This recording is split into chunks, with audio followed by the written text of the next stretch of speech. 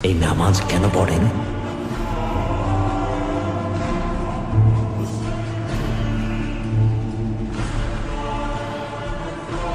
নামাজের মাধ্যমে শুকরিয়া আদায় করি।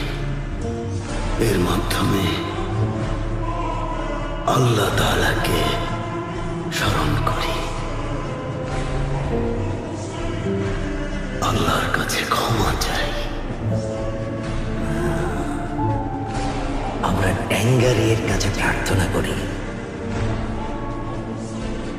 মোহাম্মদের কথা বলুন। সাল্লাল্লাহু আলাইহি ওয়াসাল্লাম। ওসমান বেও এই নামটা যখন শোনেন ওটা বলে চুপ থাকেন কেন?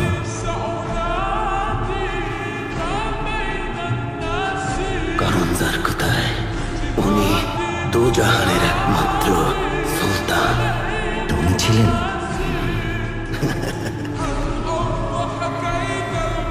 ক্ষুধার্ত থাকতেন, মাঝে মাঝে এক কাপড়ি সেলাই করে পড়তেন, মাঝে মাঝে দুধ আর খুরমায় ক্ষুধার জ্বালা মেটাতেন।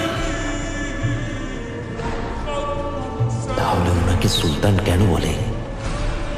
ওনার কিছুই ছিল না, পেট ভরে খেতেও পারতেন না। আসলে গরিব ছিলেন না যার কথায়, দাতা ছিলেন, দান করে দিতেন। যার কথায় আসল সুলতানরা মানুষের মন জয় করে। খাঁটি সুলতান মানুষের মনের বসতির সুলতান। জানাজার কথায় আসল অভিযান হলো মানুষের মন জয় করে নেয়া। নবীজি এমন সুলতান ছিলেন, ক্ষমাশীল ছিলেন। উনি দুনিয়ার সবার কথা চিন্তা করতেন। আর যার কথায় উনি বাচ্চাদের খুব পছন্দ করতেন।